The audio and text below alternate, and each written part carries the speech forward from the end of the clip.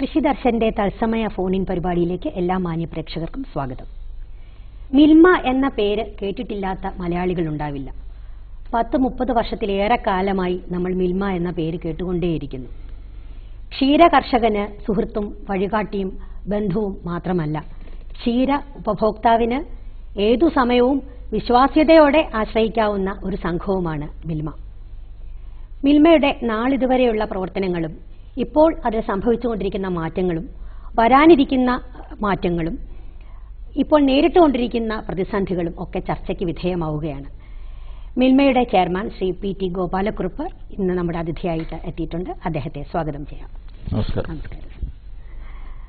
അപ്പോൾ ഞാൻ ആ മുഖത്തിൽ പറഞ്ഞതുപോലെ 30 വർഷക്കാലത്തിലേറെക്കാലമായിട്ട് മലയാളികൾക്ക് മിൽമ എന്താണ് എന്നുള്ളതറിയാം.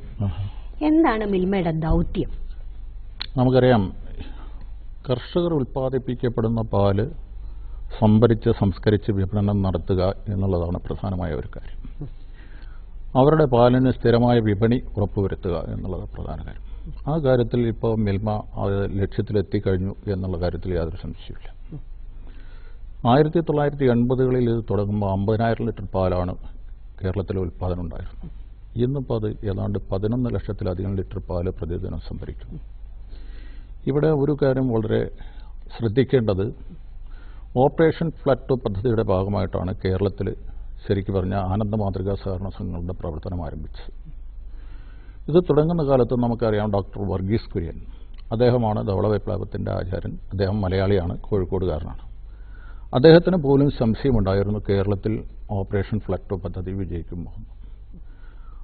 തീർച്ചയായും ആ പ്രതിസന്ധികളെയൊക്കെ തരണം ചെയ്ത്, നമുക്കറിയാം അന്ന് നേരത്തെ ഉണ്ടായിരുന്ന പരമ്പരാഗത സംഘങ്ങൾ അവർക്ക് പാൽ വിറ്റഴിക്കാൻ കഴിയാത്ത സാഹചര്യത്തിൽ അതിന് മാർക്കറ്റ് ഉണ്ടാക്കാനുള്ള ശ്രമകരമായ പ്രവർത്തനം അത് മിൽമയുടെ പ്രവർത്തനത്തിലൂടെ, മിൽമ എന്ന ബ്രാൻഡിലൂടെ സാധ്യമായി എന്നുള്ളതാണ് പ്രധാനമായ കാര്യം. അപ്പോൾ ഇത് വന്നപ്പോൾ ഇന്നിപ്പോൾ കേരളത്തിൽ ഏതാണ്ട് 12.5 ലക്ഷം ലിറ്റർ ശരാശരി പാല് വിപണനം നടത്തുന്നുണ്ട്.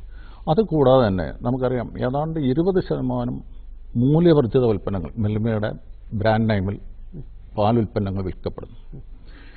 ഇന്ന് ഈ മിൽമ എന്ന സഹകരണ സ്ഥാപനത്തിൻ്റെ ടേൺ ഓവർ 2200 കോടി രൂപയാണ്. നമുക്കറിയാം 13 ഡയറി പ്ലാന്റുകൾ കേരളത്തിൽ പ്രവർത്തിക്കുന്നു. ഇപ്പോൾ 2 ഇപ്പോൾ അടുത്ത് സ്റ്റാർട്ട് ചെയ്യാൻ പോവുകയാണ്. ഇപ്പം ഒരു മലയോര ഡയറി കണ്ണൂരിൽ സ്ഥാപിക്കുന്നു. മലപ്പുറത്ത് ഒരു പുതിയ ഡയറി സ്ഥാപിക്കാൻ പോകും. അതും കൂടെ വരുമ്പോൾ ഒരു 15,000 ലിറ്റർ പാൽ, 15 ഡയറികളുടെ പ്രവർത്തനമാകും.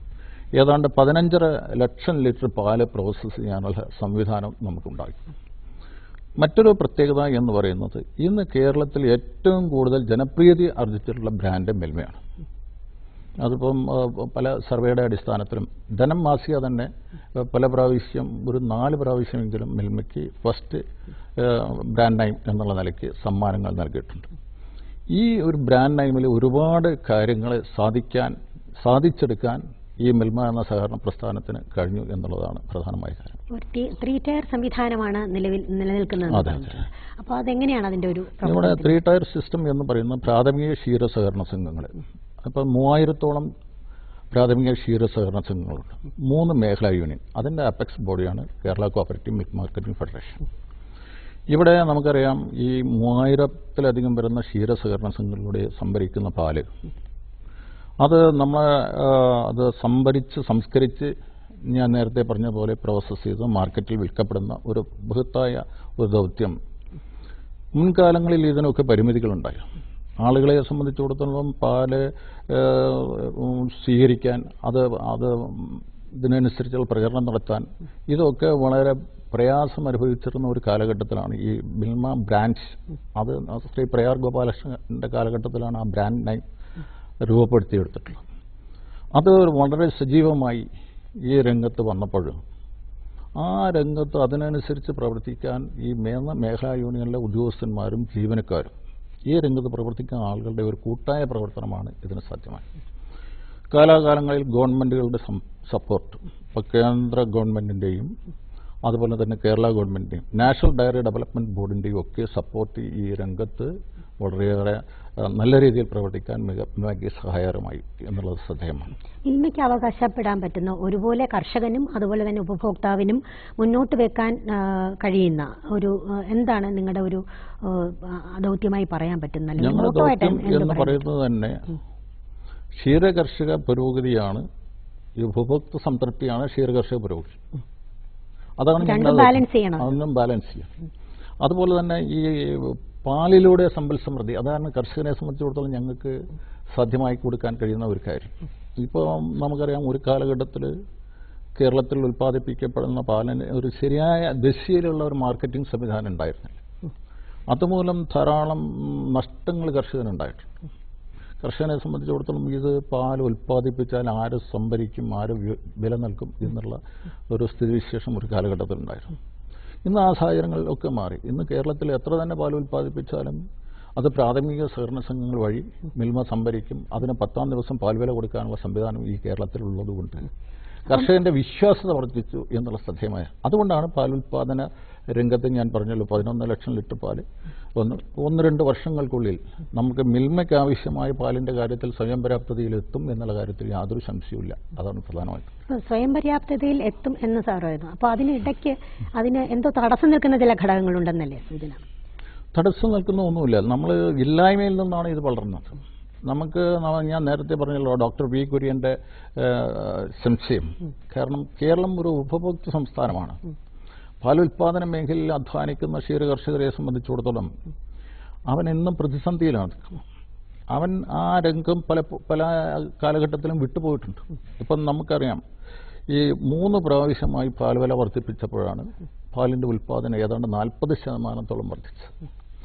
അതിന് നമ്മൾ ഹൈക്കോടതിയെ വരെ സമീപിക്കേണ്ടി വന്നിട്ടുണ്ട്. കാരണം ഉപഭോക്താവും അതുപോലെ തന്നെ ഉൽപ്പാദകനും ഇവിടെ ഒരു നാണയത്തിൻ്റെ 2 വശങ്ങൾ. പക്ഷേ ഉപഭോക്താവ് ഉണ്ടെങ്കിലേ ഉൽപ്പാദകന് ഇതുള്ളൂ. അതേവസരം ഇവിടെ നമുക്കറിയാം, മിൽമയെ സംബന്ധിച്ചിടത്തോളം ഒരു പാൽവില വർധനവ് എന്നൊക്കെ പറയുമ്പോൾ സ്വാഭാവികമായിട്ടും പ്രശ്നങ്ങളുണ്ടാകാറുണ്ട്. പക്ഷേ ആ ഒരു സാഹചര്യത്തിൽ നമ്മളത് കർഷകൻ്റെ ബുദ്ധിമുട്ടുകൾ, അവൻ്റെ ഉൽപ്പാദന ചെലവ് മനസ്സിലാക്കാതെ മുന്നോട്ട് പോയി കഴിഞ്ഞാൽ ഈ രംഗം തകർന്നു പോകും എന്ന് മാത്രമല്ല, അതിൻ്റെയൊക്കെ ഉദാഹരണങ്ങൾ ധാരാളമുണ്ട്. കാരണം ഒരു ഘട്ടത്തിൽ നമ്മുടെ ഉൽപ്പാദനം ഏതാണ്ട് 6 ലക്ഷത്തിൽ താഴെ പോയ അവസരങ്ങൾ പോലും ഉണ്ടായിട്ടുണ്ട്. അതിൽ നിന്നാണ് നമ്മൾ 11 ലക്ഷത്തിലേക്ക് എത്തിയിട്ടുള്ളത്. തിരിച്ചു വരാം സാർ, ഒരു കോളർ വെയിറ്റ് ചെയ്യുന്നുണ്ട്. ഹലോ, സ്വാഗതം. ഞാൻ സൗദി അറേബ്യയിൽ നിന്നാണ്. പറഞ്ഞോളൂ.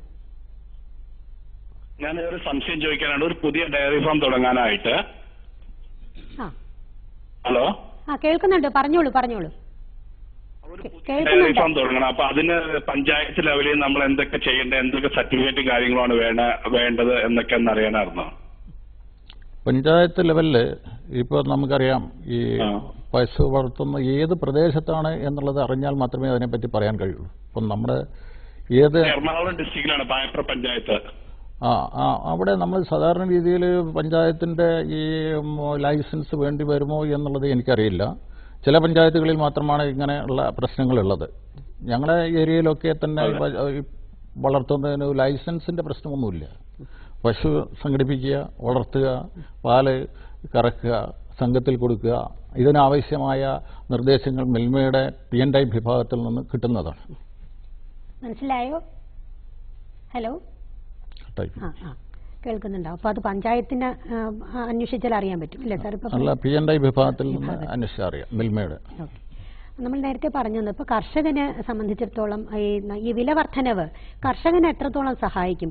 ഒരു പരാതി നിലനിൽക്കുന്നത് പിന്നെ ക്ഷീര കർഷകന് അദ്ദേഹത്തിന്റെ ആവശ്യമുള്ള അദ്ദേഹത്തിന് ചിലവാകുന്നതിനനുസരിച്ചുള്ള വരുമാനം കിട്ടുന്നില്ല എന്നുള്ള ഒരു പരാതി നിലനിൽക്കുന്നുണ്ട്. അപ്പം നേരത്തെ പറഞ്ഞു നമുക്ക് കിട്ടുന്ന ഈ ഒരു ലാഭം അല്ലെങ്കിൽ വിതരണം വില വർധനവിലൂടെ ലഭിക്കുന്ന ആ ഒരു വിഹിതം അത് കർഷകനിലേക്ക് എത്രത്തോളം എത്തിച്ചേരുന്നുണ്ട്? ഇപ്പം നമ്മളിപ്പോൾ 3 പ്രാവശ്യമായിട്ട് വില വർധനവ് 2011 പാൽ വില വർധനവ് വന്നപ്പോൾ അത് ഹൈക്കോടതി വിധിയുടെ അടിസ്ഥാനത്തിൽ പാൽ വില വർധനവ് വന്നപ്പോൾ 5 രൂപയാണ് മാർക്കറ്റിൽ വില വർദ്ധിപ്പിച്ചത്. അന്ന് 4 രൂപ 20 പൈസ കർഷകന് കൊടുക്കാനാണ് തീരുമാനം. 2012 ഒക്ടോബറിലാണ് വേറൊരു വില വർധനവ് വരുന്നത്. അന്ന് 5 രൂപ തന്നെയാണ് മാർക്കറ്റിൽ വില വർദ്ധിപ്പിച്ചത്. 4 രൂപ 60 പൈസ കർഷകന് കൊടുക്കാനായിരുന്നു. പക്ഷേ ആ സന്ദർഭത്തിലാണ് നമ്മൾ ചാർട്ട് ശാസ്ത്രീയമായി മാറ്റിയെടുത്തത്. അപ്പോൾ ശരാശരി ഒരു 5 രൂപ വരെ കർഷകന് കിട്ടി എന്നുള്ള ആ വില വർധനവ്. ഇപ്പോൾ നമ്മൾ ഈ 2014 ജൂലൈ 21 ഒരു വില വർദ്ധിപ്പിച്ചു. അത് 3 രൂപയാണ് വില വർദ്ധിപ്പിച്ചത്. അത് 2 രൂപ 40 പൈസ കർഷകന് കൊടുക്കാൻ വേണ്ടിയിട്ടാണ് തീരുമാനം. ആ രീതിയിലുള്ള ഒരു റേഷ്യോ അനുസരിച്ചാണ് നമ്മൾ ഇതെന്ന് പറയുന്നത്. ഒരു പ്രധാനമായ ഒരു കാര്യം, മിൽമ പാല് സംഭരിക്കുന്നത് ക്ഷീര സഹകരണ സംഘങ്ങളിൽ നിന്നാണ്. ക്ഷീര സഹകരണ സംഘമാണ് കർഷകരിൽ നിന്ന് പാല് സംഭരിക്കുന്നത്. അപ്പോൾ സംഘത്തിന് മിൽമ അനുവദിച്ചിട്ടുള്ള മാർജിൻ എന്ന് പറയുന്നത് 1 രൂപ 20 പൈസയാണ്. അപ്പോൾ ചില സംഘങ്ങളിൽ നമുക്കറിയാം ഈ ലോക്കൽ സെയിൽസ് ഉണ്ടാവും, പിന്നെ സംഘങ്ങളുടേതായ ചിലവുകൾ ധാരാളം ഉണ്ടാവും. അപ്പോൾ ഇങ്ങനെയുള്ള സാഹചര്യങ്ങളിൽ ചിലപ്പോൾ ഒരു 5 പൈസയുടെ വില 10 പൈസയുടെ ഒക്കെ കുറവ് സാധാരണ രീതിയിൽ ഉണ്ടാകാറുണ്ടെങ്കിലും കർഷകൻ ഇപ്പോൾ വളരെ ആ കാര്യത്തിൽ വളരെ ബോധവാന്മാണ്. അവൻ്റെ പൈസ ഈ സൊസൈറ്റിയിൽ നോക്കി കണക്കുകൾ നോക്കി വാങ്ങുന്ന കാര്യത്തിൽ വളരെ തൃപ്തികരമായ രീതിയിലാണ്. തിരിച്ചു വരാം സർ. അടുത്ത കോളർ. ഹലോ, സ്വാഗതം. ഹലോ മാഡം, നമസ്കാരം. നമസ്കാരം. ഞാൻ ഡൽഹിയിൽ നിന്നാണ് വിളിക്കുന്നത്. സംസാരിച്ചോളൂ, ചോദിച്ചോളൂ. ഞാനൊരു പുതിയ ഫാം തുടങ്ങുന്നതിനെ കുറിച്ച് ഇങ്ങനെ ഒരു ആലോചനയുണ്ട്. അപ്പൊ അതിന് മിൽമയുടെ ഭാഗത്തു നിന്ന് എന്തെങ്കിലും ഒരു വായ്പയോ സഹായങ്ങളോ അങ്ങനെ എന്തെങ്കിലും ഉണ്ടോ? പുതിയ ഫാം തുടങ്ങുന്നതിന് ആവശ്യമായ എല്ലാ ഈ ഉപദേശ നിർദ്ദേശങ്ങൾ എല്ലാ കാര്യങ്ങളും മിൽമയുടെ ഭാഗത്തു നിന്നുണ്ടാവും. ഇനി ആവശ്യമായ ഫണ്ട് സംഘടിപ്പിച്ചു തരുന്നതിനുള്ള നടപടിക്രമങ്ങളും മിൽമയുടെ ഭാഗത്തു നിന്നുണ്ടാവും. അല്ലാതെ മിൽമ നേരിട്ട് ഒരു ധനസഹായം പലപ്പോഴും ചെയ്യുന്നത് മറ്റ് ഈ ഉപകരണങ്ങളുടെ അടിസ്ഥാനത്തിൽ സബ്സിഡി രൂപത്തിലായിരിക്കും. അതല്ലാതെ മറ്റേ ഡയറക്റ്റ് പൈസ വാങ്ങാനുള്ള ലോണ് മിൽമയുടെ ഭാഗത്തുനിന്ന് ഇല്ല. സാർ, ഞാനത് ഒരു കഴിഞ്ഞ പ്രാവശ്യം ഒന്ന് അന്വേഷിച്ചോ പറഞ്ഞെന്ന് വെച്ച് കഴിഞ്ഞാൽ അന്യ സംസ്ഥാനത്ത് നിന്നുള്ള ഈ ബാങ്ക് ലോൺ കൊടുക്കുന്ന അന്യ സംസ്ഥാനങ്ങളിൽ നിന്നുള്ള പശുക്കൾക്ക് മാത്രമേ ഉള്ളൂ. പർച്ചേസിങ് നമ്മൾ ഔട്ട് ഓഫ് സ്റ്റേറ്റ് ചെയ്യണമെന്നൊക്കെയാണ്. അപ്പം പിന്നെ അങ്ങനെ എന്തെങ്കിലും ഒരു ഇതുണ്ടോ? അല്ല, അത് ആ ഒരു റെസ്ട്രിക്ഷൻ ഉണ്ട്. അതിൻ്റെ കാരണം എന്താണെന്ന് വെച്ചാൽ നമ്മൾ പാൽ ഉൽപ്പാദനം ഈ സംസ്ഥാനത്ത് സ്വയം പര്യാപ്തതയിലേക്ക് എത്തിക്കുക എന്നുള്ളതാണ് പ്രധാനമായ ഒരു കാര്യം.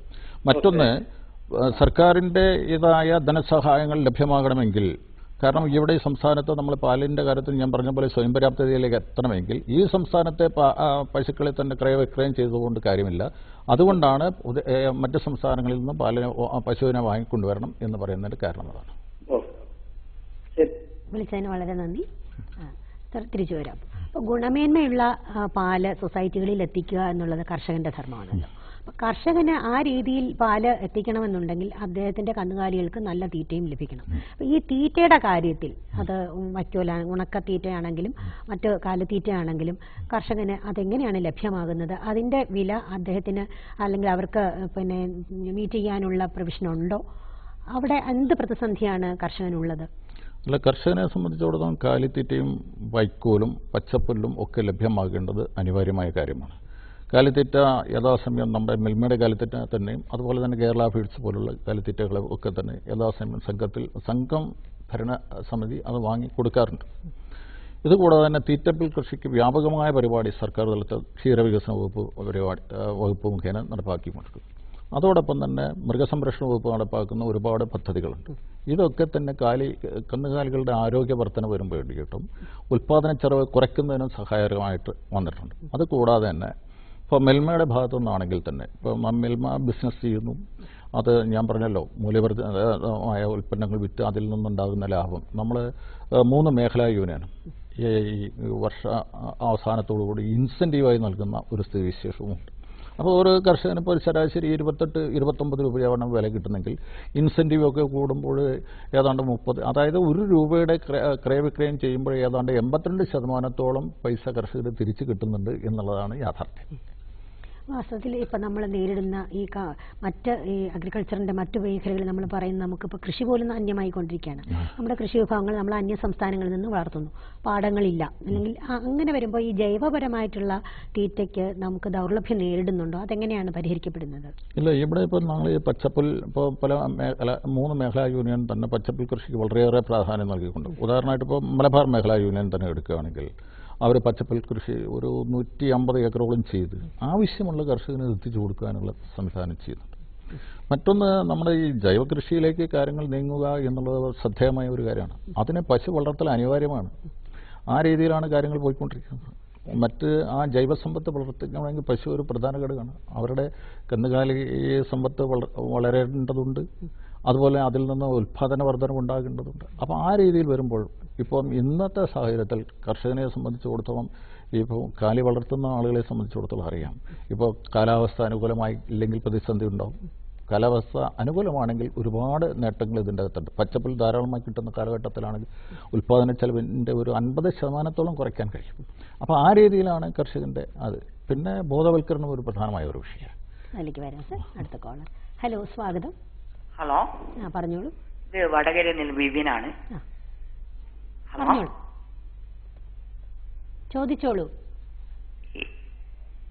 ഹലോ, കേൾക്കുന്നുണ്ട്. ഈ പട്ടികജാതി യുവാക്കൾക്ക് ഈ സ്വയം മിൽമയുടെ ബ്രാൻഡഡ് ഉൽപ്പന്നങ്ങൾ വിപണിയിൽ എത്തിക്കാൻ ഓട്ടോ സഹിത സാധനങ്ങൾ കൊടുക്കുന്നുണ്ട് എന്ന് പറഞ്ഞു. അതിനെ കുറിച്ച് അറിയാൻ വേണ്ടി ഓട്ടോവും അതിന്റെ മൂല്യവർദ്ധിത ഉൽപ്പന്നങ്ങളില്ലേ, ഉണ്ട്, അതിനെ കുറിച്ച് അറിയാൻ വേണ്ടി. ആ പദ്ധതി ഇപ്പോൾ നമുക്കറിയാം, മിൽമയുടെ നേതൃത്വത്തിൽ, അതായത് നമ്മുടെ പട്ടികജാതി വികസന വകുപ്പിൻ്റെ, അതായത് ആ വകുപ്പിൻ്റെ ധനസഹായമാണ് അതിനുള്ളത്. ഇപ്പം നമുക്കറിയാം, ഇപ്പോൾ കേരളത്തിൽ 3 മേഖലാ യൂണിയനും ഇതുപോലുള്ള മിൽമയുടെ ഉൽപ്പന്നങ്ങൾ വിൽക്കുന്നതിന് വേണ്ടി കാനോപ്പി വിതരണം നടത്തിയിട്ടുണ്ട്. ഏതാണ്ട് ഇപ്പോൾ ഒരു 200-ലധികം കാനോപ്പികൾ നമ്മുടെ സംസ്ഥാനത്ത് വിതരണം നടത്തി കഴിഞ്ഞിട്ടുണ്ട്. ഇതിന് സാമ്പത്തിക സഹായം നൽകുന്നത് പട്ടികജാതി വകുപ്പാണ്. അത് മിൽമയിലൂടെയാണ് നടപ്പാക്കിക്കൊണ്ടിരിക്കുന്നത്. ആ രീതിയിൽ ഇപ്പോൾ പ്രവർത്തനം നടന്നുകൊണ്ടിരിക്കുന്നുണ്ട്. ഇനിയും അത് കൂടുതൽ വ്യാപകമാക്കാനുള്ള ശ്രമം മിൽമയുടെ ഭാഗത്തുനിന്ന് ഉണ്ടായിക്കൊണ്ടിരിക്കുന്നുണ്ട്. അതിന് വിപിൻ അപേക്ഷിച്ചാൽ കിട്ടാവുന്നതാണ്. പട്ടികജാതി ഓഫീസിലാ അപേക്ഷിക്കണ്ടേ? അവിടെയും മിൽമയിലും. അല്ലേ? അതെ അതെ. Okay, thank you sir. വിളിച്ചതിന് വളരെ നന്ദി. ഇപ്പം നമ്മൾ മിൽമ സ്വയം പര്യാപ്തതയിലേക്ക് വന്നുകൊണ്ടിരിക്കുന്നു. അതേസമയം തന്നെ നമുക്ക് മത്സരം നേരിടേണ്ടിയും വരുന്നുണ്ട് ക്ഷീരോത്പാദന രംഗത്ത്. അപ്പോൾ നമ്മൾ ഇതിൻ്റെ ഗുണമേന്മ ഉറപ്പാക്കുന്ന രീതിയിലുള്ള പ്രവർത്തനങ്ങൾ എത്രത്തോളം നടക്കുന്നത്? മിൽമയെ സംബന്ധിച്ചിടത്തോളം ഒരു സാമൂഹ്യ പ്രതിബദ്ധതയുള്ള സഹകരണ പ്രസ്ഥാനമാണ് എന്നുള്ള കാര്യത്തിൽ യാതൊരു തർക്കവുമില്ല. അതുകൊണ്ട് തന്നെ ക്വാളിറ്റി മാനേജ്മെൻറ്റിൽ വളരെയേറെ ശ്രദ്ധ ചെലുത്തുന്നുണ്ട് എന്നുള്ളത് ശ്രദ്ധേയമാണ്. അത് ഈ സാഹചര്യങ്ങളിലൊക്കെ തന്നെ എല്ലാ പോയിന്റുകളിലും ആ രീതിയിലുള്ള മെഷേഴ്സ് അത് നമ്മുടെ ഉദ്യോഗസ്ഥന്മാർ, പ്രത്യേകിച്ചും ഇതുമായി ബന്ധപ്പെട്ട ക്വാളിറ്റി വിഭാഗത്തിലുള്ള ആളുകൾ ആ കാര്യം പരിപൂർണമായ ഉത്തരവാദിത്വത്തിലാണ് ചെയ്തുകൊണ്ടിരിക്കുന്നത്. അതുകൊണ്ടാണ് വലിയ ബുദ്ധിമുട്ടുകളും പ്രയാസങ്ങളും ഒന്നുമില്ലാതെ നമ്മൾ മുന്നോട്ട് പോയിക്കൊണ്ടിരിക്കുന്നത് എന്നുള്ളതാണ് പ്രധാനമായ കാര്യം. ഒറ്റയ്ക്കും തെറ്റയ്ക്കും ചില പരാതികൾ ഉയരുന്നുണ്ട്. അല്ല, അത് സ്വാഭാവികമാണ്. അത് എന്ന് പറയുന്നത് പല കാരണങ്ങളാൽ ഉണ്ടാകാം. അത് മിൽമയുടെ മാത്രമായിട്ട് വരുന്നില്ല എന്നുള്ളതാണ് പ്രധാനമായ കാര്യം. അപ്പോൾ ഒരു പ്രാഥമിക ഘട്ടം എന്നുള്ള നിലയിൽ ക്ഷീര ഉൽപാദനത്തിൻ്റെ ഒരു പ്രഥമ സ്റ്റേജിൽ തൊട്ട് തന്നെ ആ ഒരു ജാഗ്രത ഉണ്ടാവണം എന്നല്ലേ അത് സൂചിപ്പിക്കുന്നത്? തീർച്ചയായിട്ടും. കാരണം ഈ കാര്യത്തിൽ ഞങ്ങളുടെ കേരളത്തിൽ അങ്ങോളമുള്ള ക്ഷീര സഹകരണ സംഘങ്ങളിലും അതുപോലെ അവിടെയാണല്ലോ കർഷകരുമായി ബന്ധപ്പെടുന്നത്. ആ രീതിയിലുള്ള ബോധവൽക്കരണ പരിപാടികൾ ഉൾപ്പെടെ ഇപ്പം നമുക്കറിയാം, മുൻകാലങ്ങളിലൊക്കെ പാല് സംഭരിച്ച് അത് സംസ്കരിക്കണമെങ്കിൽ സമയം ഒരുപാട് എടുക്കുമായിരുന്നു. ഇപ്പോൾ അതല്ല, സംഘങ്ങളിൽ തന്നെ അത് ശീതീകരിക്കാനുള്ള സംവിധാനങ്ങളായി കഴിഞ്ഞു. ആ സംഘങ്ങളിൽ നിന്ന് ശീതീകരിച്ച പാല് ഡയറികളിലെത്തി പ്രോസസ്സ് ചെയ്യാനുള്ള സംവിധാനം വളരെ വിജയകരമായി നമുക്ക് മുന്നേറാൻ കഴിഞ്ഞു. ഇതിന് കേന്ദ്ര ഗവൺമെൻറ്റിൻ്റെ CMP പദ്ധതി, ക്ലീൻ മിൽക്ക് പ്രോജക്ട്സ്, IDDP പദ്ധതികൾ, ഇതിനൊക്കെ ഒരുപാട് ഫണ്ട് നമ്മൾ ഈ രംഗത്തേക്ക് വന്നിട്ടുണ്ട് എന്നുള്ളതാണ്. അത് നമുക്കറിയാം, ഭക്ഷ്യസുരക്ഷ ഇതനുസരിച്ച് ആ കാര്യങ്ങൾ മുന്നോട്ട് നീങ്ങിക്കൊണ്ടിരിക്കുന്നു എന്നുള്ളതാണ് പ്രധാനമായ ഒരു കാര്യം. മറ്റൊരു കോളർ. ഹലോ, സ്വാഗതം. ഹലോ സാറേ, പറഞ്ഞോളൂ. ഞാൻ എറണാകുളം ജില്ലയിൽ നിന്ന് വിളിക്കണേ. ആ എന്റെ പേര് ഷിജി എന്നാണ്. പറഞ്ഞോളൂ. അപ്പൊ എനിക്ക് ഒരു ചെറിയ രീതിയിലാണെങ്കിലും ഈ പശു വളർത്തൽ തുടങ്ങണം എന്നൊരു ആഗ്രഹമുണ്ട്. അപ്പൊ ഇതെങ്ങനെ ഇതിന്റെ നിർദ്ദേശങ്ങളും കാര്യങ്ങളും അറിയാൻ വേണ്ടിട്ടാണ്. പശു വളർത്തൽ ഇപ്പൊ ഒരു 2 പശുവായിട്ടാണെങ്കിലും പറയാൻ 2 പശുവിനെ വളർത്താൻ ഉള്ള സംവിധാനം സഹായം കിട്ടുമോ എന്നാണ് അറിയേണ്ടത്. അതാണ് അറിയണ്ടേ. ഇപ്പൊ നമ്മുടെ ക്ഷീരവികസന വകുപ്പ് ഈ ഒരു പദ്ധതി മിൽക്ക് സെറ്റ് പ്രോഗ്രാം ഉണ്ട്. അതോടൊപ്പം തന്നെ ഈ മിൽമയുടെ അഡ്വൈസും ഈ കാര്യത്തിൽ ലഭിക്കും എന്നുള്ള കാര്യത്തിൽ യാതൊരു സംശയമില്ല. മിൽമയുടെ ഈ എറണാകുളം ജില്ലയിലുള്ള PNI ഓഫീസുമായി ബന്ധപ്പെട്ടാൽ ഈ കാര്യത്തിൽ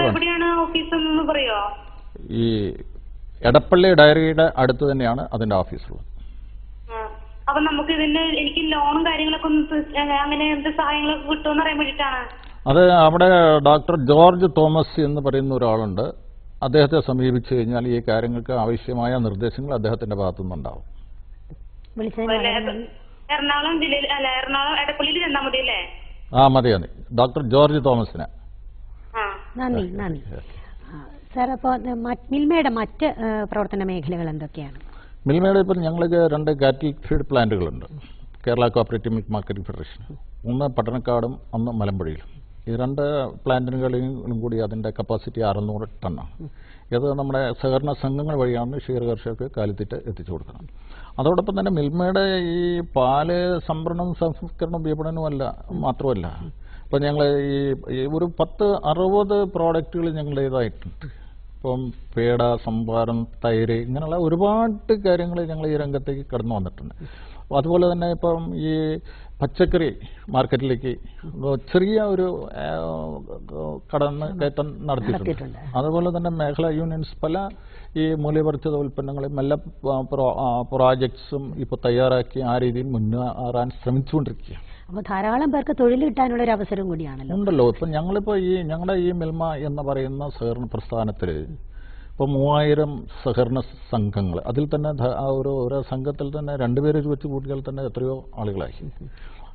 ഏജന്റുമാർ, 10,000-കണക്കിന് ഏജന്റുമാർ, അതുമായി ബന്ധപ്പെട്ടിട്ടുള്ള കുടുംബങ്ങൾ, ഇപ്പം അങ്ങനെയുള്ള ഒരുപാട്, ഇപ്പം ഞങ്ങളുടെ പ്ലാന്റുകളിലുള്ള 3000-ഓളം ജീവനക്കാർ, അങ്ങനെ ഇതുമായി ബന്ധപ്പെട്ട കർഷകരാണെന്ന് വെച്ച് കഴിഞ്ഞാൽ തന്നെ ഏതാണ്ട് 10 ലക്ഷത്തോളം വരുന്ന കർഷകർ.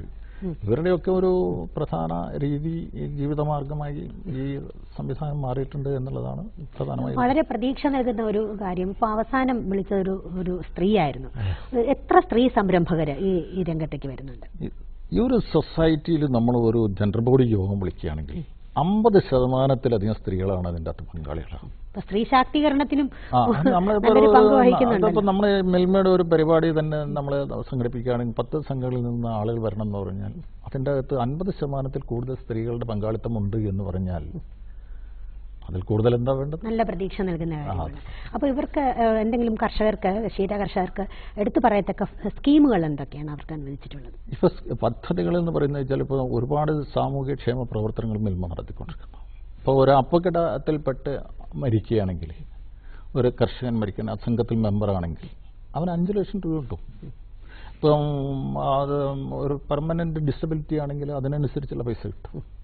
പിന്നെ ഈ ജനശ്രീ ബീമ യോജന, അതിപ്പോൾ ഈ കർഷകരുടെ കുട്ടികൾക്ക് ഈ മറ്റേ പഠിക്കാനുള്ള സ്റ്റൈപ്പൻഡ്, ഇങ്ങനെയുള്ള കാര്യങ്ങളൊക്കെ കിട്ടുന്നു. അതിലൂടെ 1300 രൂപയോളം കിട്ടുന്നു. അതുപോലെ തന്നെ സ്വാഭാവിക മരണത്തിന് 30,000 രൂപ കിട്ടുന്നു, അപകട മരണത്തിന് 70,000 രൂപ കിട്ടുന്നു. ഇങ്ങനെയുള്ള ഒരു പദ്ധതികൾ. പിന്നെ ലൈഫ് ഇൻഷുറൻസ് പദ്ധതിയുമായിട്ട് സഹകരിച്ചുള്ള നിരവധി പദ്ധതികൾ, പിന്നെ കന്നുകാലി ഇൻഷുറൻസ് പദ്ധതികൾ, പിന്നെ ചില മേഖലാ യൂണിയൻസ് മെഡിക്ലെയിം പദ്ധതികൾ, ഇങ്ങനെയുള്ള ഒരുപാട് കാര്യങ്ങൾ കർഷകൻ്റെ സാമൂഹിക ഡെവലപ്മെൻറ്റ്സിന് വേണ്ടിയിട്ടുണ്ട്. അതോടൊപ്പം തന്നെ ക്ഷീര കർഷക ക്ഷേമനിധി, അപ്പോൾ പെൻഷൻ ലഭ്യമാകുന്നതിന് വേണ്ടിയിട്ട്. അപ്പോൾ നമ്മൾ ഓരോ ലിറ്റർ പാലിനും അതിൻ്റെ കോൺട്രിബ്യൂഷൻ ക്ഷീര കർഷക പെൻഷൻ പദ്ധതിയിലേക്ക് വേണ്ടി 27 പൈസയോളം കോൺട്രിബ്യൂഷൻ നമ്മൾ കൊടുക്കണം. ഇതൊക്കെ ഈ നമ്മുടെ സാമൂഹ്യക്ഷേമ പ്രവർത്തനത്തിൻ്റെ ഭാഗമായിട്ടാണ് അതിൻ്റെ അകത്ത് വരുന്നത്. അപ്പോൾ ഇത് സംബന്ധിച്ചിട്ടുള്ള വിവരങ്ങളൊക്കെ ഇനിയും കൂടുതലായിട്ട് അറിയണമെന്നുണ്ടെങ്കിൽ നമ്മുടെ അതിഥിയുടെ വിലാസം ഇപ്പോൾ തന്നെ പറയാം. ശ്രീ PT ഗോപാലക്കുറുപ്പ്, ചെയർമാൻ, മിൽമ, പട്ടം PO, തിരുവനന്തപുരം. Phone number 94470472 64.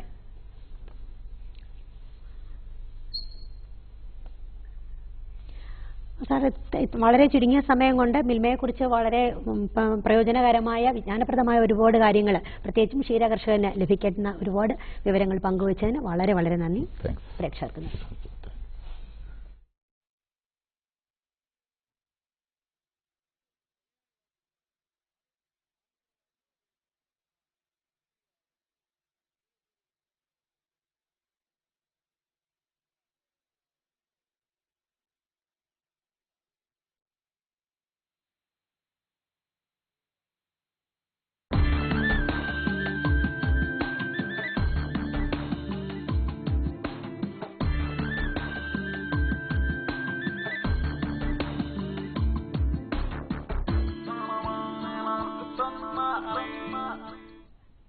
നമസ്കാരം. ദൂരദർശൻ കാർഷിക വാർത്തകളിലേക്ക് സ്വാഗതം. ബ്ലോക്ക് തല നഴ്സറികൾക്ക് 144 ലക്ഷം രൂപയുടെ പദ്ധതി. ഏലം അവാർഡിന് അപേക്ഷ ക്ഷണിച്ചു.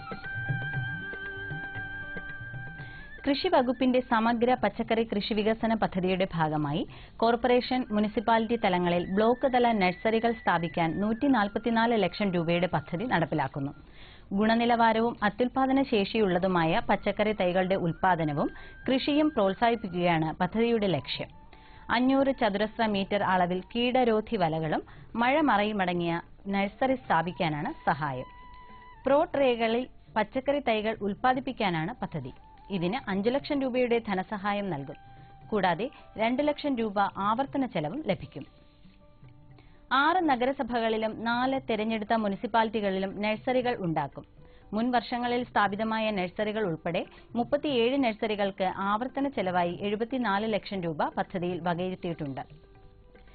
കേരളം, കർണാടകം, തമിഴ്നാട് സംസ്ഥാനങ്ങളിലെ മികച്ച ഏലം ഉൽപാദകർക്ക് അംഗീകാരം നൽകുന്ന ഏലം കർഷക അവാർഡിന് വാണിജ്യ വ്യവസായ മന്ത്രാലയത്തിന് കീഴിലുള്ള സ്പൈസസ് ബോർഡ് അപേക്ഷ ക്ഷണിച്ചു. ഉൽപാദനക്ഷമത അടിസ്ഥാനത്തിലാണ് അവാർഡ് നിർണയം. 1 ലക്ഷം രൂപയുടെയും 25,000 രൂപയുടെയും 3 അവാർഡുകളാണ് നൽകുക. 2 കർഷകർക്ക് 2ാം സമ്മാനം നൽകും. അതിൽ 1 അവാർഡ് വനിതാ കർഷകയ്ക്ക് ആയിരിക്കും. അപേക്ഷകൾ 2015 ജൂലൈ 31 വരെ സ്വീകരിക്കും. കൂടുതൽ വിവരങ്ങൾക്ക് സ്പൈസസ് ബോർഡ് ഓഫീസുമായി ബന്ധപ്പെടേണ്ടതാണ്. സ്പൈസസ് ബോർഡ് വെബ്സൈറ്റ് പറയാം: www.indianspice.com. വെബ്സൈറ്റ് ഒരിക്കൽ കൂടി: www.indianspice.com. സംസ്ഥാന നിർമ്മിതി കേന്ദ്രം കോട്ടയം മുട്ടം സെന്ററിൽ നടത്തുന്ന ലാൻഡ്സ്കേപ്പ് ആൻഡ് ഹോർട്ടിക്കൾച്ചർ പരിശീലനത്തിലേക്ക് അപേക്ഷ ക്ഷണിച്ചു. 18നും 40നും ഇടയിൽ പ്രായമുള്ളവർക്ക് അപേക്ഷിക്കാം. 45 ദിവസത്തെ പരിശീലനത്തിൽ ദിവസവും 150 രൂപ സ്റ്റൈഫൻ ലഭിക്കും. 2015 ജൂലൈ 8 വരെ അപേക്ഷകൾ സ്വീകരിക്കും. വിശദ വിവരങ്ങൾക്ക് ഫോൺ നമ്പർ 0486 225 5996. പ്രധാനമന്ത്രിയുടെ കൃഷി സിഞ്ചായി യോജന പദ്ധതി പ്രകാരം കർഷകർക്കുള്ള സഹായങ്ങൾ. കാർഷിക നഷ്ടത്തിന് 50% നഷ്ടപരിഹാരം. നഷ്ടപരിഹാര അർഹതയ്ക്ക് 50% കൃഷി നഷ്ടം എന്നത് 30%ആയി കുറച്ചു. സംഭരണത്തിനായി എടുക്കുന്ന ധാന്യങ്ങളുടെ ഗുണനിലവാര നിബന്ധനകളിൽ ഇളവ് വരുത്തി. ദുരന്ത ബാധിതർക്കായി വായ്പാ പദ്ധതികൾ പുനരാവിഷ്കരിച്ചു. ചെങ്ങന്നൂർ സെൻട്രൽ ഹാച്ചറിയോടനുബന്ധിച്ച് പ്രവർത്തിക്കുന്ന ട്രെയിനിംഗ് ഇൻസ്റ്റിറ്റ്യൂട്ടിൽ കർഷകർക്ക് ജൂലൈ 8-ാം തീയതി കാട വളർത്തലിലും 13 മുതൽ 15 വരെ മുട്ടക്കോഴി വളർത്തലിലും പരിശീലനം നൽകുന്നു. വിശദ വിവരങ്ങൾക്ക് വിളിക്കേണ്ട ഫോൺ നമ്പർ 0479 24577778. ഇനി കമ്പോള നിലവാരം. വെളിച്ചെണ്ണ കൊച്ചി 11,700 രൂപ, വെളിച്ചെണ്ണ കോഴിക്കോട് 13,300, വെളിച്ചെണ്ണ തൃശൂർ 11,850, കൊപ്ര കൊച്ചി 7,930, കൊപ്ര കോഴിക്കോട് 8,450, കൊപ്ര തൃശൂർ 8,025, കുരുമുളക് അൺഗാർബിൾ 62,900, കുരുമുളക് ഗാർബിൾ 65,900, ചുക്ക് മീഡിയം 23,000, ചുക്ക് ബെസ്റ്റ് 24,000, മഞ്ഞൾ സേലം 8,200, മഞ്ഞൾ ഈറോഡ് 8,400, അടയ്ക്ക 23,500നും 24,500നും മധ്യേ. Kochi rubber RSS 5ാം grade 12,800, rubber RSS 4ാം grade 13,000, Kottayam rubber RSS 5-ാം grade 12,800, rubber RSS 4-ാം grade 13,000. കമ്പോള നിലവാരം കൊച്ചി. വെളിച്ചെണ്ണ 11,700 രൂപ, കൊപ്ര 7,930, പിണ്ണാക്ക് എക്സ്പെല്ല 2,300, പിണ്ണാക്ക് റോട്ടറി 2,700, കുരുമുളക് അൺഗാർബിൾഡ് 62,900, കുരുമുളക് ഗാർബിൾഡ് 65,900, ചുക്ക് മീഡിയം 23,000, ചുക്ക് ബെസ്റ്റ് 24,000, അടയ്ക്ക പുതിയത് 23,500-നും 24,500-നും മധ്യേ. ജാതിക്ക തൊണ്ടൻ കിലോഗ്രാമിന് 200-നും 250-നും മധ്യേ. ജാതിക്ക തൊണ്ടില്ലാത്തത് 350-നും 425-നും മധ്യേ. ജാതിപത്രി 600-നും 850-നും മധ്യേ. ഗ്രാമ്പു 810. Rubber RSS 5-ാം grade 12,800, rubber RSS 4-ാം grade 13,000, ഒട്ടുപാൽ 9,000, latex 11,200 രൂപ. കമ്പോള അവലോകനം. തമിഴ്നാട്ടിലെ വൻകിട മില്ലുകാർ വെളിച്ചെണ്ണ വിൽപ്പനയ്ക്ക് കാണിച്ച തിടുക്കം നാളികേര ഉൽപ്പന്നങ്ങളുടെ വിലയിടിവ് രൂക്ഷമാക്കി. മാസാരംഭം അടുത്തതാണ് സ്റ്റോക്ക് വിറ്റുമാറാൻ കൊപ്രയാട്ട് വ്യവസായികളെ പ്രേരിപ്പിച്ചത്. കൊച്ചിയിൽ വെളിച്ചെണ്ണ ഈ വർഷത്തെ ഏറ്റവും താഴ്ന്ന നിരക്കിലാണ്. തമിഴ്നാട്ടിലും നിരക്ക് ഇടിഞ്ഞു. ടയർ നിർമ്മാതാക്കളുടെ ശ്രദ്ധ വീണ്ടും വിദേശ റബ്ബറിലേക്ക്. രാജ്യാന്തര റബ്ബർ വില കുറഞ്ഞത് കണ്ട് വ്യവസായികൾ ആഭ്യന്തര മാർക്കറ്റിൽ നിന്ന് അകന്നതിനാൽ 4-ാം ഗ്രേഡ് കിലോ 130 രൂപയായി താഴ്ന്നു. അതേസമയം വില തകർച്ച മൂലം പല ഭാഗങ്ങളിലും ടാപ്പിംഗ് പുനരാരംഭിച്ചിട്ടില്ല. കുരുമുളകിന് സ്വദേശത്ത് നിന്നും വിദേശത്ത് നിന്നും ആവശ്യക്കാർ. ഹൈറേഞ്ച് കുരുമുളക് വരവ് കുറഞ്ഞു. കാലവർഷത്തിന്റെ വരവ് ചുക്കിന് നേട്ടമായി. തമിഴ്നാട്ടിൽ മഞ്ഞളിന്റെ ലഭ്യത കനത്തു. അടയ്ക്കയ്ക്ക് വ്യാവസായിക ഡിമാൻഡ്. ഏലക്ക ഈ വർഷത്തെ ഏറ്റവും മികച്ച വിലയായ 1,176-ൽ. ജാതിക്ക വിലയിൽ മാറ്റമില്ല. ഇനി കാലാവസ്ഥ.